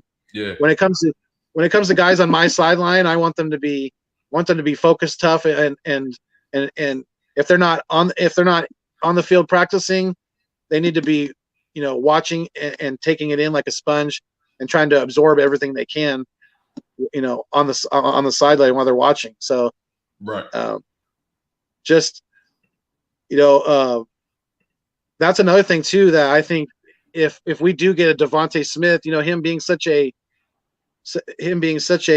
talented route runner, he could really teach Jalen Reagor a thing or two when it comes to that, because that's been kind of one of Jalen Rieger's downsides is his route, his route running crispness and things like that. So right. Even being a rookie, he's a Heisman Trophy winner, and he's definitely proven. So Devontae Smith, I think, would be a huge addition to the wide receiver room. And you're 100% right when you say it's going to be competitive, because it absolutely will be. Right. Absolutely. Without a doubt. Let's be honest. We all know Jalen Rieger is going to start because he's the first round pick from last year. He's going to start.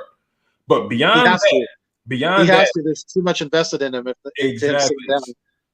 So beyond that, those guys are literally Greg Ward. Remember, he's been the de facto slot guy for us, and he's been reliable.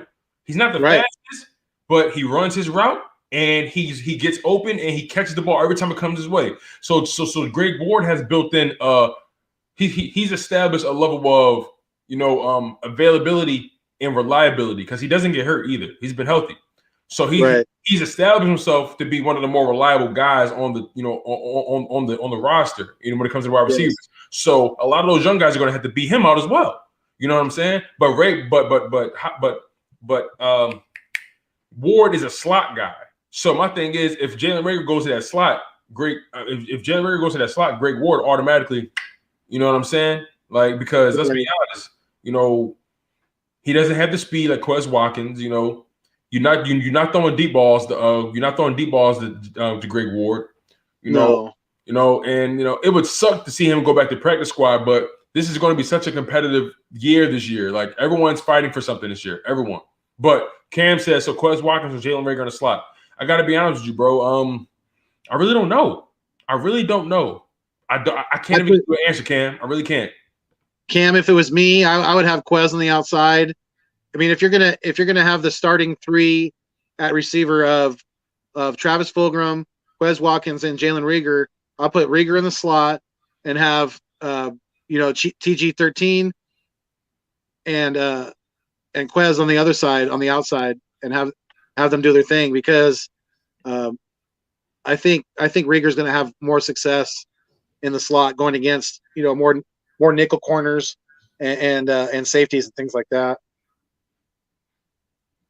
Yeah, man. Like, I like that, because let's be honest, Travis Fulgham, he has the physical measurables that you want in your outside guy. He's 6'2", you know what I'm saying? Over 200 pounds, lengthy. He goes up and gets it. He has potential to really be a legit wide receiver in this NFL, a reliable one at that, because he has good hands. You saw those drops in the later. And he's built like your typical X receiver, like you just said. He's got that physical stature. Exactly. Definitely.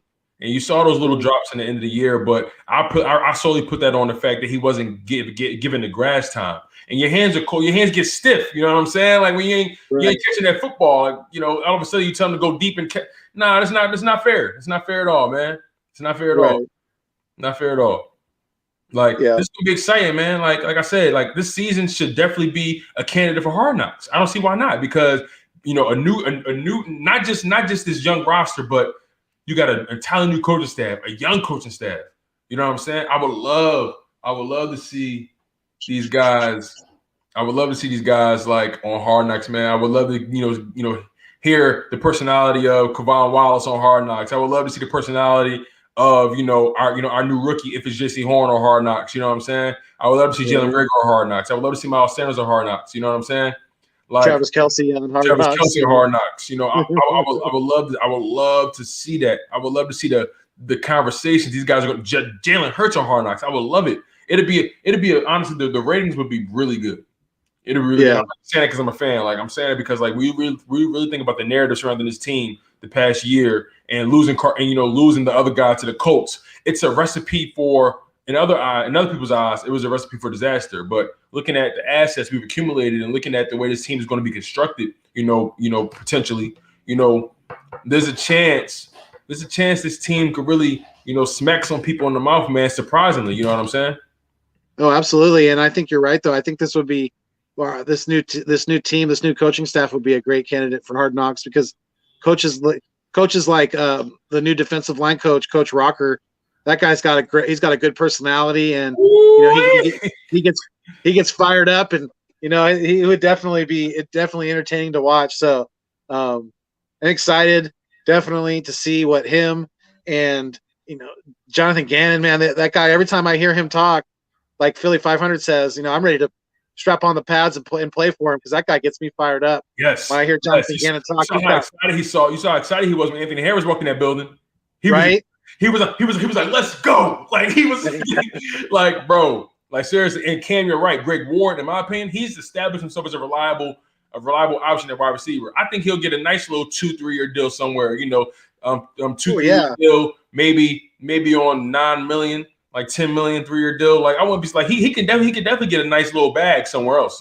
But yeah, absolutely. like Jonathan Gannon gets me fired up, bro. Like Rocker gets me fired up. You know what I'm saying? Like the new running back coach. Did you see some film with him like on the sideline? Yeah, he gets me fired up.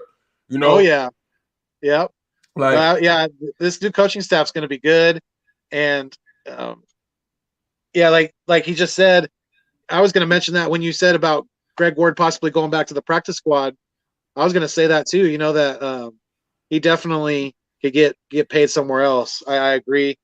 Greg Ward he's shown that he can be consistent, especially in the slot in this league, and he would be a really good weapon for anybody out there. Really, I mean, he's a plug and play guy. He's a smart kid.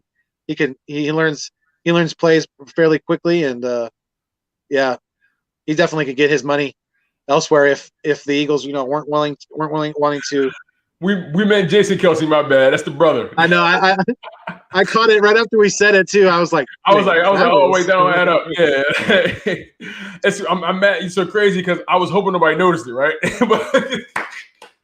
but we meant Cameron. We meant. You know who we meant. We meant Big Bro. We talking about Big Bro. My bad, man.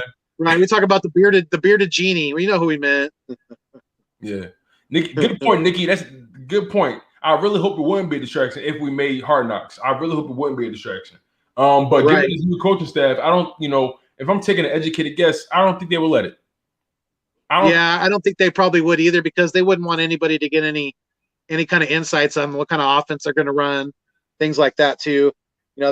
I think maybe next year, after the first year of Sirianni and things like that, maybe possibly, but yeah, I don't know if they'd be too interested in opening the doors for the cameras. Right. As compelling a TV as it would make, I agree, but yeah, I don't know how willing the coaches would be willing to do that. Right, I feel you. And then just responding to what Eagle Slayer is saying, and also Cam Holmes. Neither of these guys are really high on Rager, right? And I'll be honest with you guys, like I'm not mad at y'all. I'm not mad at that sentiment because Quez Watkins, in my opinion, showed you the bigger flash, right? You saw Quez. Like, let's be honest, Jalen Rager sees the talk that people were saying about him when it comes to Quez Watkins potentially being better than him at some point. You know what I'm saying? And at one point I was like, damn, like Quez made it seem like the better wide receiver. Like Quez touched that ball for the first time and he took it to the house.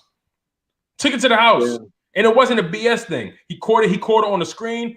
He bounced outside, did that spin, and his ability to just beeline to they couldn't catch him. Like, and it wasn't like he had all that. It was tight. He just beeline, bro.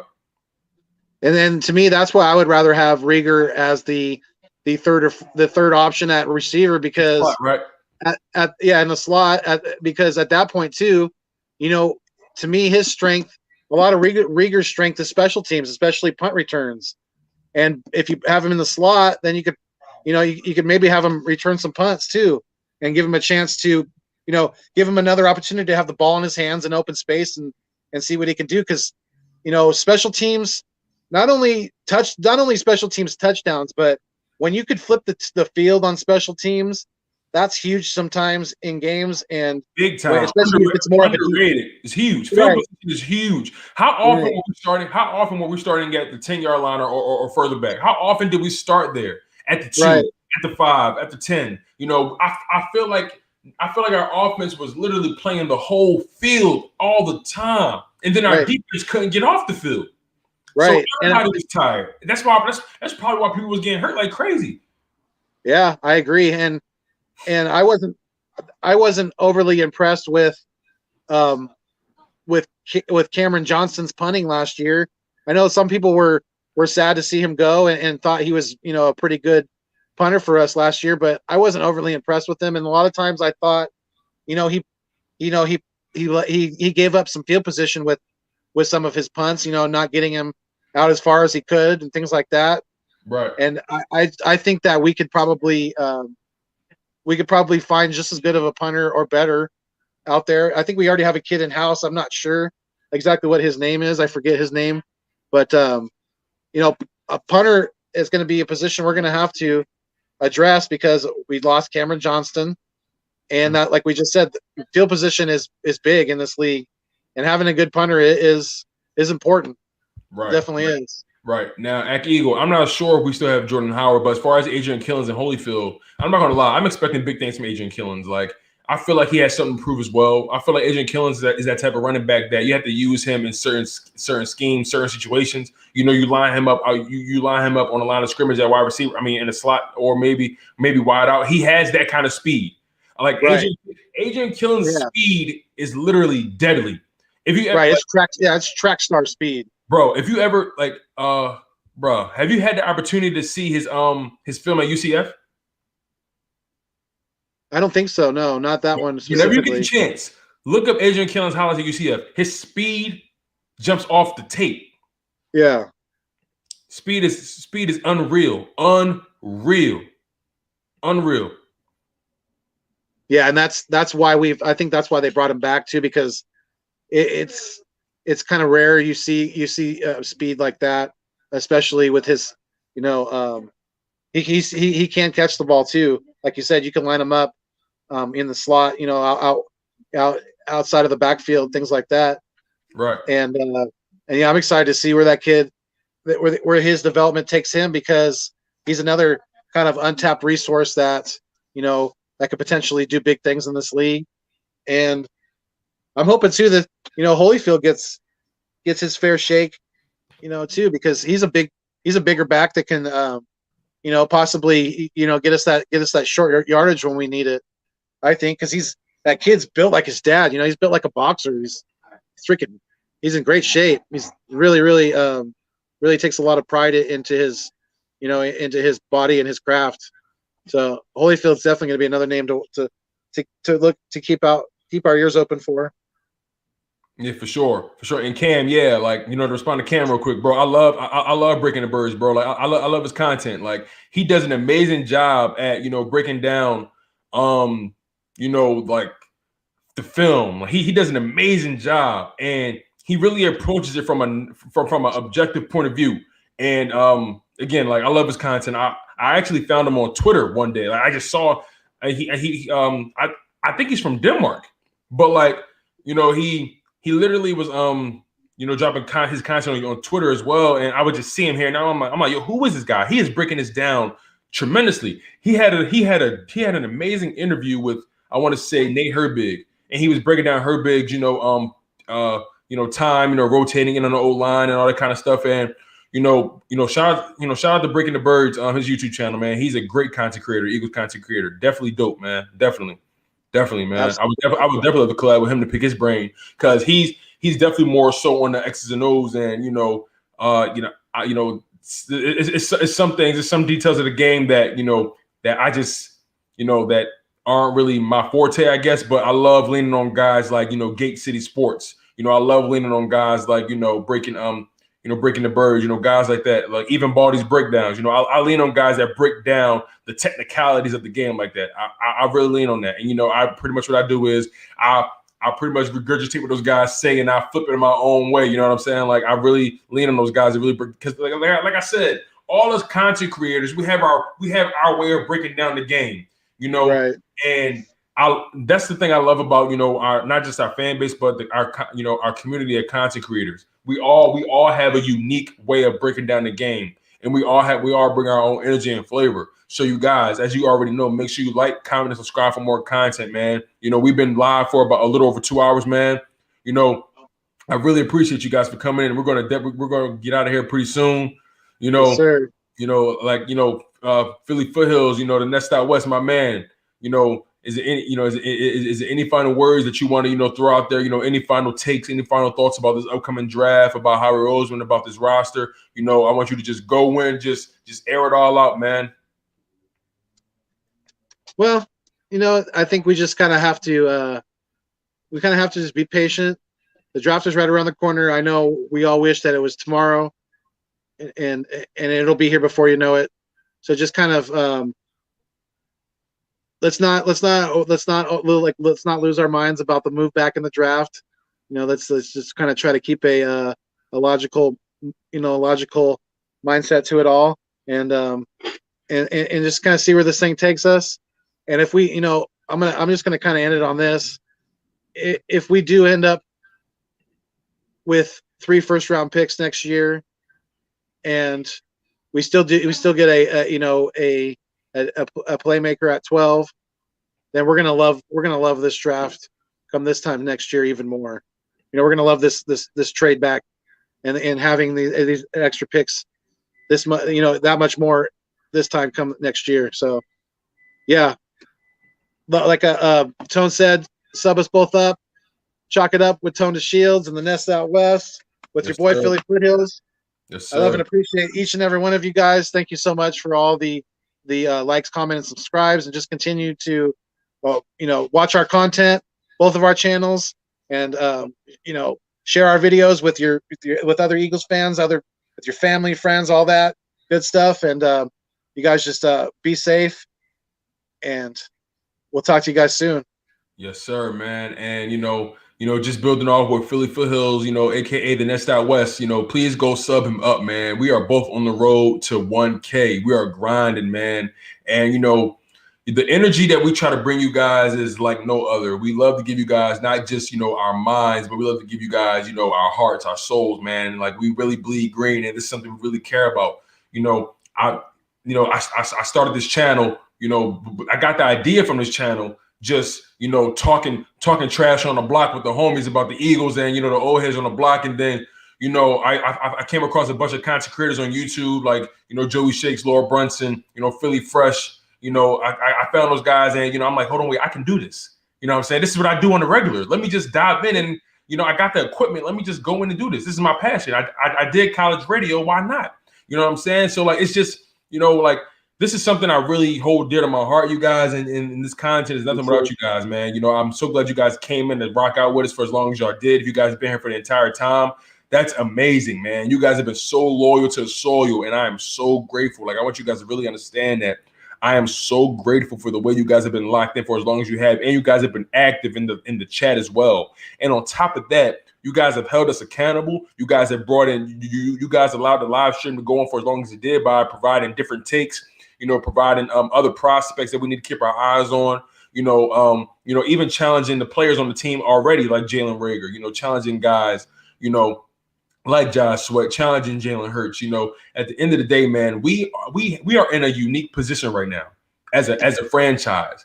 And all we need is for the organization, the front office themselves, to understand that and make the right moves at the right time and not overthink it.